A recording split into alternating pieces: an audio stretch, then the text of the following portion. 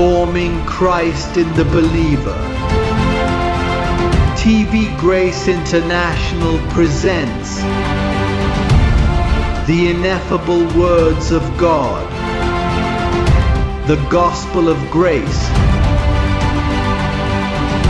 on the lips of the man, Christ Jesus. Abba, Father. The gospel of the uncircumcision was predestined. That is the gospel for us. And there is a mystery when you receive that information that separates your flesh from your spirit. This explains why it mentions that the word is more cutting than any sword with two edges, because the sword comes to cut. And cutting you produces happiness, even if you're going through what you're going through.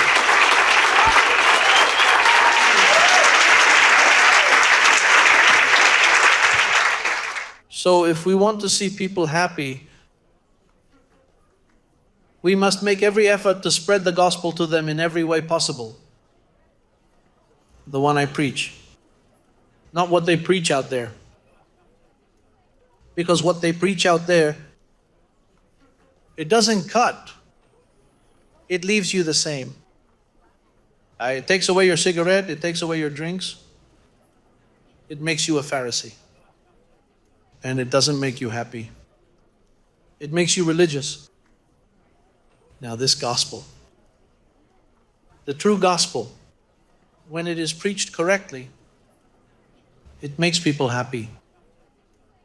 It doesn't take away his problems, because problems are part of our growth. But it helps you to know how to deal with them. That's the important thing. Oh, and you don't have to seek counseling, because that gospel is also a counselor. It advises you if you keep silent and you rest. It speaks to you, because that is a living word. And if it's a living word, it speaks. Today's theme is Lord of the living and the dead. Let's look at Romans chapter 14, verse 9. These are Paul's letters containing secret codes. It goes like this. For to this end Christ died, and what did he do? And rose. And what else did he do? And lived again. In English it says revive. And lived again, that he might be Lord of both the dead and the living. To be Lord of what? Of the dead and those who live. Then for him to be able to be your Lord, it is because you are alive. How can he be your Lord if you don't know the truth? For instance, prior to your arrival at this ministry, you thought the devil existed. You thought you could lose your salvation. You thought sin was standing. You thought this world was going to disappear, to explode. Could he be the Lord of your life and you be thinking like this? Then why did the Lord come back to live? To be the Lord of those who live. But first I have to tell you, and that is why Hebrews 9:28 says that he comes the second time without relation to sin. This implies that he had to make a second appearance. He had to go back to living. Because if he comes for the second time, it's not that he's leaving, it's that he comes. And so if he comes, he can't come and leave that same day. He has to come and stay, so that I may be your Lord.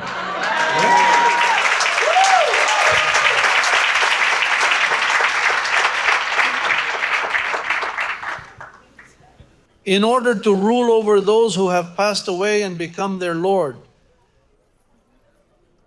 Look what verse 8 says.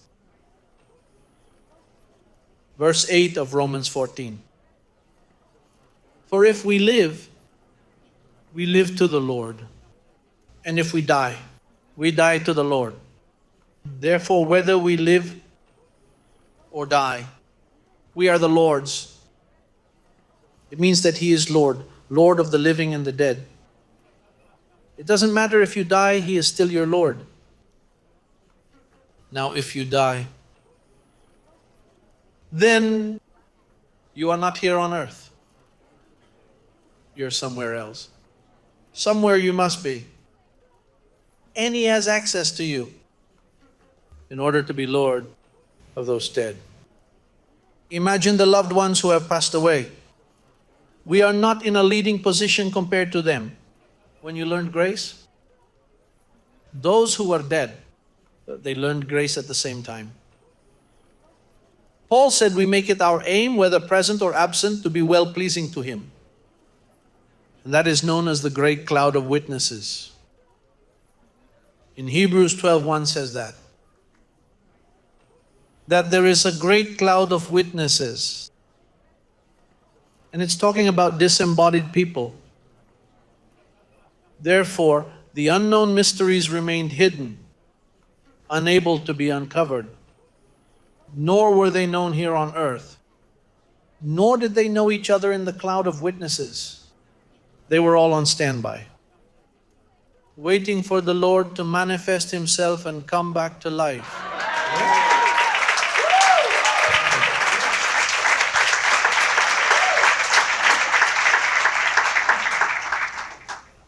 Because He waited for everyone. To teach us all at the same time. The only thing is that some are alive and some are dead. Doesn't that comfort you, knowing that your relatives? I even think it gives you more discomfort. Is that they are alive and do not want to understand. But if they are dead, they have to hear. Because there it is necessary to meet. The only thing is that there they do not have the privilege of sowing. But they can't be missing either. In that place, they have to be pleasant and present there. They have a good memory. Good memory. So notice what Romans 16:25 says. Romans chapter 16, verse 25. It says, now to Him who is able to establish you according to my gospel and the preaching of Jesus Christ. When was Jesus Christ going to preach? When He would live again. He never. Number one, when He was in Jesus of Nazareth, He taught parables. He didn't preach much when He was resurrected. He didn't preach now when He revived. And He came again. So that is when He begins to preach. Now for what purpose? It says, and the preaching of Jesus Christ. According to the revelation of the mystery kept secret since the world began. It was kept hidden. Hidden to the human being. And hidden to those in the cloud of witnesses. Notice if it is so that when Paul ascended into paradise, the Apostle Paul said, that he was given ineffable words, which it was not permitted to man to utter. It means that Paul was given them to write them down, and he himself did not fully understand them. Because Paul was like a prophet apostle. He heard and he wrote. So when they asked him, Paul, I don't understand why the 11 apostles are against you, and they are calling you Antichrist. I believe he answered them, Paul, why does John say that the Antichrist is already here and that there are many Antichrists? Why does John say that? And Paul had to tell Timothy, he had to say to him, look, Timothy, they say that I am Antichrist because I tell them that we do know Christ according to the flesh. We don't know it that way anymore, and they don't like it. and they think that I am against Christ. And then they had many questions. Paul had not answered them. I can answer them and explain. But notice that Paul did not. In fact, notice Paul did not know that in the first letter to the Corinthians 4:5, he says to them, look, let us not judge anything before the time until the Lord comes, because He is the one who is going to explain that. Look, put the English verse on the screen. Let's look at it in English, because it's a familiar verse to you. However, due to the confusion of the apostles, he had to write to them and tell them this. Therefore judge nothing before the time, until the Lord come, who both will bring to light the hidden things of darkness. And why did Paul have to tell them? Why did he have to tell them? I can't explain that. But how can you not explain it if you are the apostle, the great apostle Paul, the expert architect? You possess all the necessary tools for the construction of the building. Yes, but there are some tools that did not reach him. It lacked parts. Therefore, he says, judge nothing. Because it was confusing when you tell a person that the apostles were Paul's enemies.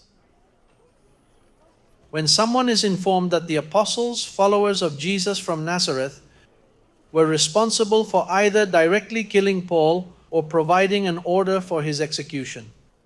Although I tell you one thing, with the skill that Peter had with the swords, he could do it himself. So, those things brought confusion for those times. So he had to say, look, when the Lord comes, He will explain that to you. And someone will say, no, He comes and goes. No, He has to explain. Someone who interviewed me told me, but when the Lord comes, the world will end. There are so many bad teachings that there are people who think that the Lord is coming and the world ends. That's when the world begins.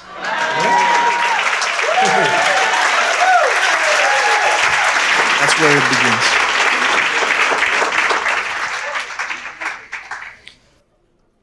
Well, notice that when we say that today, people are confused. Intelligent people who are well educated, and when I talk to them, they tell me, you're confusing me. And I always have to tell them, well, let me explain so you don't get confused. This is written. One of the advantages of this ministry is that every member of this ministry has the right to say, when they are asked, why do you believe that? I believe this because I read it in the Bible that you have had under your arm for years. We do not believe anything here that is not written. What happens is that the wisdom of this ministry is so much that this cannot be so. Look at what MBC said. They interpret the Bible in their own way. It is true, in the manner of the man Christ Jesus.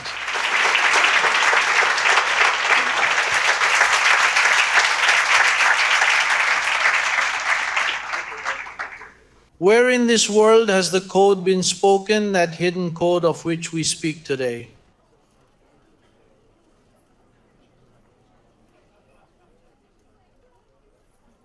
He died. He resurrected. People who are resurrected, how are they left? Oh, they are alive.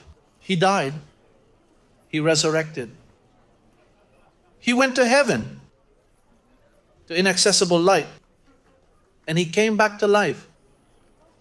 That's a code locked in there. They are now going to say, He says, that Christ died 2,000 years ago. He was resurrected 2,000 years ago and came back to life. He says, instead of saying. The Bible he read, which is the same as mine, says,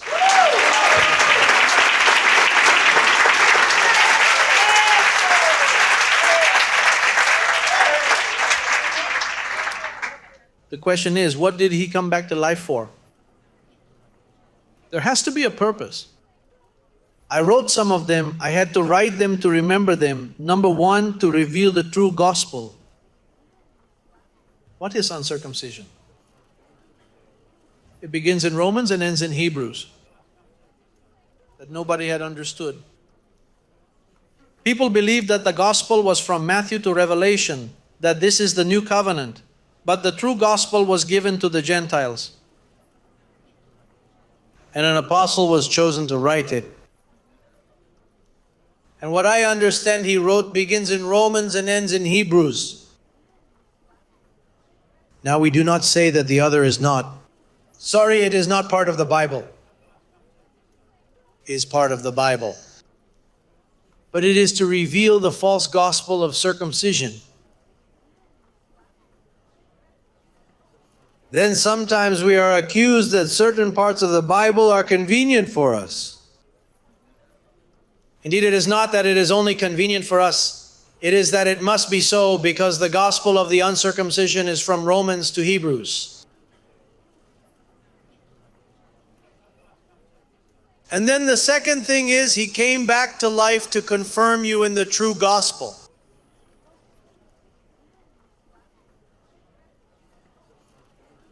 Romans 16:25, it says, with the preaching of Jesus Christ. Also, this verse is very important. Hey Jacob, if we could put it in English.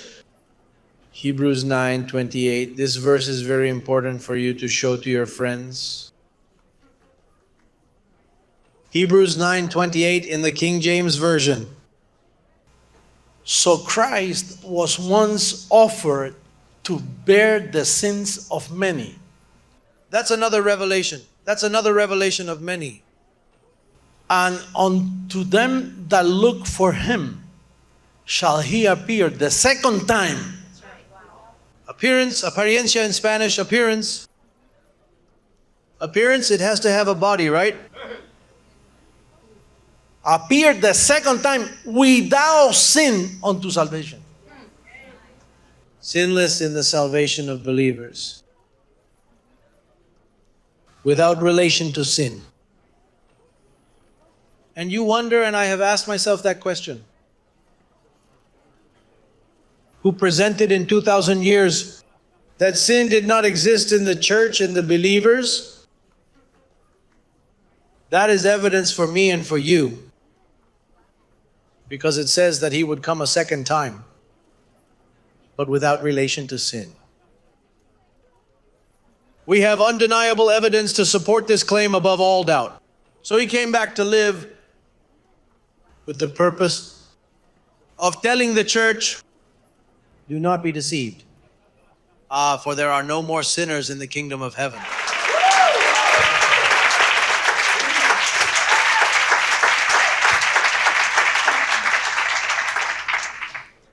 And naturally, when we read in Romans chapter 7, verse 8, we can read it in English as well because this is convenient for our English-speaking brothers. Romans 7:8. If we can read it, we see that the power of sin is in the law. But sin, taking occasion by the commandment, wrought me all manners of concupiscence. For without the law, sin is what? Without the law, sin is dead.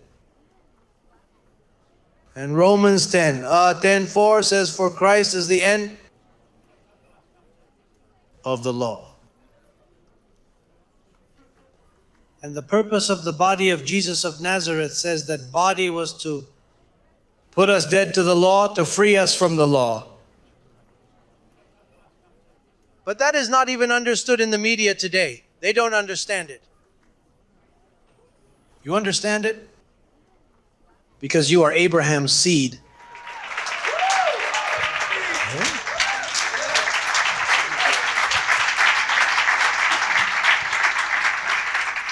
Christ once had to tell a group of people, Jesus of Nazareth, He said to them, if you were Abraham's children, you would believe in me. And they argued, proclaiming their lineage as descendants of Abraham. You are not children of Abraham. You are children of your father, the devil. And do you know how they answered him? They said, we were not brought into existence through the act of fornication. As they say, we are not children of Hagar. For Abraham had 2 wives, Sarah and Hagar, who was the slave. And then you know that the bondwoman bore Abraham children.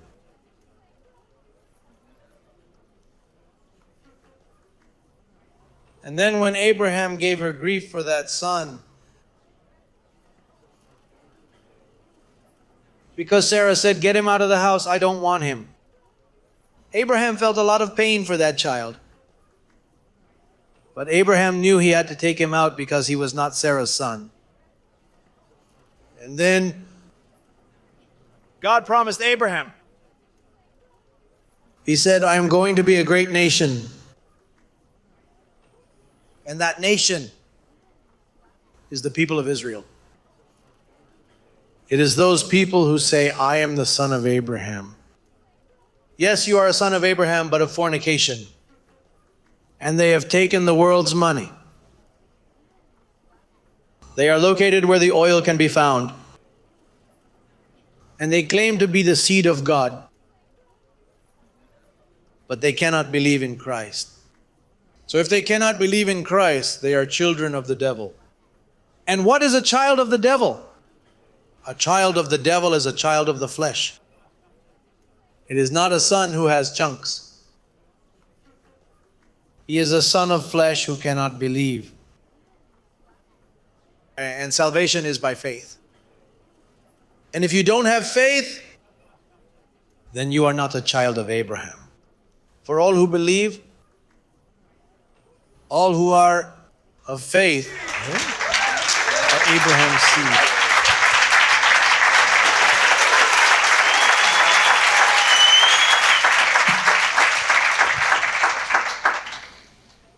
You are a true Israelite, as you say.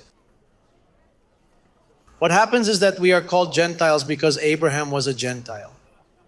But the promise was not to the Jews. The promise was to Abraham, who was a Gentile. The Jews were included later, but what was the reason for their inclusion? Moses questioned them. Are you aware of the reason behind God's selection? Because you are the most insignificant people on this earth. But they think they're the best, you know. And they look down on us. We love them. Naturally, the chosen ones of that people. They will have to bring that money back here to the kingdom. They are going to have to give it back.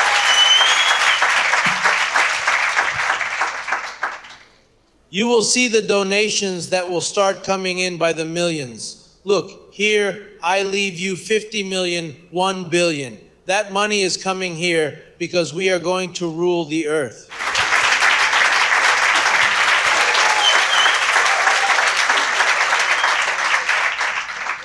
I have to say things here because there is always a group that says, the apostle is half crazy, I don't know, but he is making big promises.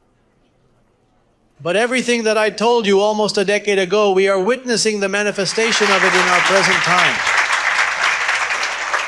And the things I am telling you are biblical. We are going to rule the world. What happens is that takes time. It is taking place where all the rulers of the earth are going to have to submit to this council. Because otherwise there is going to be tremendous destruction among them. And it's not that we will destroy people, but it is that nature is going to destroy them because it is groaning. Nature can destroy them with hurricanes, with earthquakes, with earth tremors. Nature is groaning for the manifestation of the children of God. Hey, there I see God standing in the congregation. God standeth in the congregation of the mighty. He judgeth among the gods. He judgeth among the gods. How long will ye judge unjustly and accept the persons of the wicked? How long will ye judge unjustly and accept the sermons of today? Accepting a mass. Do you know what that is, a mass? And they do not accept the gospel of uncircumcision. Verse 6. I have said ye are gods, and all of you are children of the Most High. But ye shall die like men, gods who die as men, and fall like one of the princes. And you will fall like any of the princes. But God called us gods. And that is a prophetic psalm. Do you know who wrote it? He who said the Lord to my Lord. David was the one who wrote that. That is prophetic, and it is for now. Because no one to this day had called the congregation gods. No one had called the congregation the beloved. No one dared to mention those titles. Do you know why? Because it doesn't say there, they say you are gods. It says, I said, you are gods.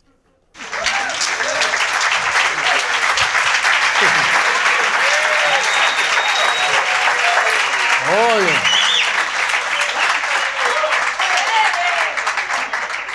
Let's finish with Hebrews chapter 12, verse 22.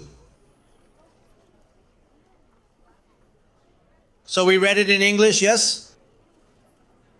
But ye are come unto Mount Zion, and unto the city of the living God, where God is alive. Then heavenly Jerusalem. There the heavenly city began in Miami. And to innumerable company of angels. Innumerable company of angels. That's the cover. To the general assembly and church of the firstborn, which are written in heaven, and to God the judge of all, and to the spirits of just men made perfect. Men, please take note. Spirits of men who have been perfected.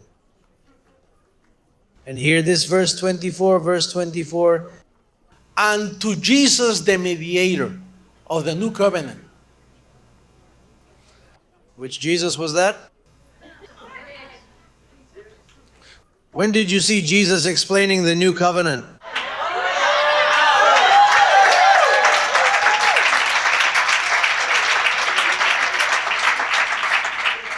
Notice that he is not talking about Jesus of Nazareth, because Jesus of Nazareth is mentioned later. When it says, and to the blood of sprinkling that speaketh better things than that of Abel, it means that there he is talking about the blood of Jesus of Nazareth being better than that of Abel. Now when it says Jesus the mediator, he is not talking about Jesus of Nazareth.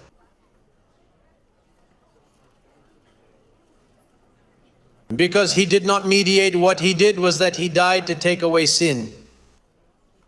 But to mediate, you have to explain. So he came back to life for what? To mediate. What have I been doing this whole time for the past 40 minutes? Mediating. In order to mediate, it's essential to be present, speak, and present. Hey, we are very clear about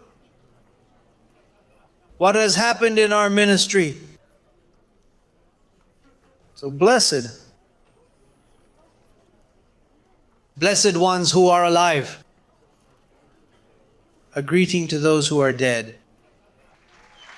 To those who are in the cloud of witnesses, who are currently participating and learning alongside us.